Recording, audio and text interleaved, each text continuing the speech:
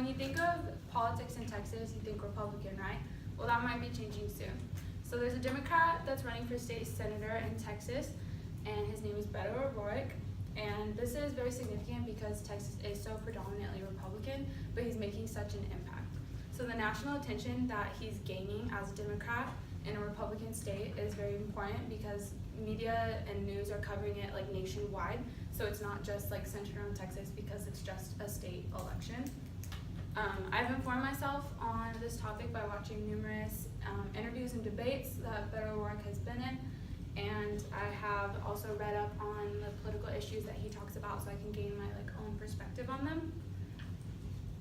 So first I'll talk about the political tendencies of Texas and how they normally vote, and then I'll talk about the impact that Beto O'Rourke has on Texas, and finally I will elaborate on his stances on political issues that are currently going on in the country.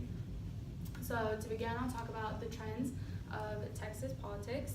So Texas can usually be counted on as the Republican vote for the presidential election. It's been dominated by the Republican Party for about the past 2 decades now. And a 2014 book by Benjamin Marquez said that Texas hasn't always been predominantly Republican. It switched parties after Reconstruction because the people and the voters wanted a different change of views that included a broader spectrum of people. This trend has been found among America and its politics of changing parties due to desire of social change, and they think that a new representative will bring about that change. And so they elect someone that will represent that new and fresh perspective. So Texas used to be a 2-party state. It didn't always used to be Republican, it was kind of equal between Republicans and Democrats, but in 2004, the Republican Party took over and Texas became a 1-party state, according to the 2014 book by Benjamin Marquez. So now that I've given you insight on Texas political history, let me tell you why Beto O'Rourke is making such an impact in Texas as a Democrat. So in recent history, the Democrats haven't even stood a chance to winning an election before in Texas, and now that it's very significant that he's making an impact because he's one of the first one in a while to do that. And he's standing out because he comes across as open-minded, which is very appealing to voters because he's not always opposing the other side and he's open to new ideas. And this helps him appeal to a broader spectrum of people and his audience. Beto O'Rourke mentioned in a March 5th, 2018 article in CQ magazine that he believes the best way to generate change is to have Republicans and Democrats come together and civilly discuss their opposing viewpoints instead of just constantly arguing with each other, but have a civilized conversation about it. So another reason that he has such a strong impact is because he offers a fresh perspective from the minority groups.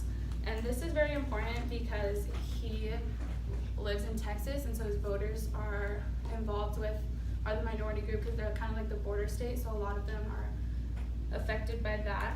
So Edward Robinson is a psychologist that was published in the Journal of Social Psychology, and he said that the most common cause of a switch from one party to the other during elections is due to the social factor that people wish to change because they currently feel that the administration is misrepresenting it. Now that we've discussed his influence, let's talk about his take on some current issues in politics. So research by T. Levin Price from Regional News shows that Beto's stances on immigration and equal rights are giving him an edge against Ted Cruz, his opponent, because he's offering that fresh perspective for minority groups. So he advocates for equal opportunity and overall safety for all citizens and all the people in the country.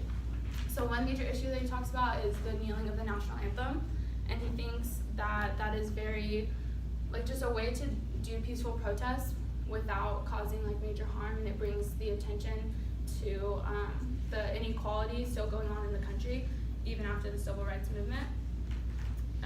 He stated in the video by Guardian News that he can't think of anything more American than peaceful protesting and standing up for the basic rights that the Constitution gives us.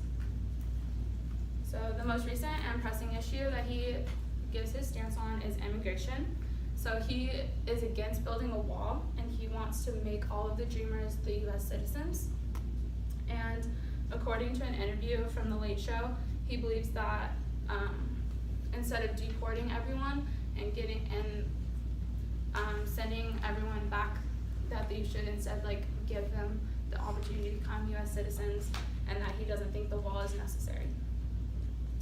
So many people, like I said, that live in Texas are affected by immigration because they're a border state, and so he wants to eliminate that fear of his voters of the deportation possibility, and he wants to ensure that all of them can become citizens. So now that I've informed you on Beto O'Rourke, let me give you a recap on his impact and significance in Texas.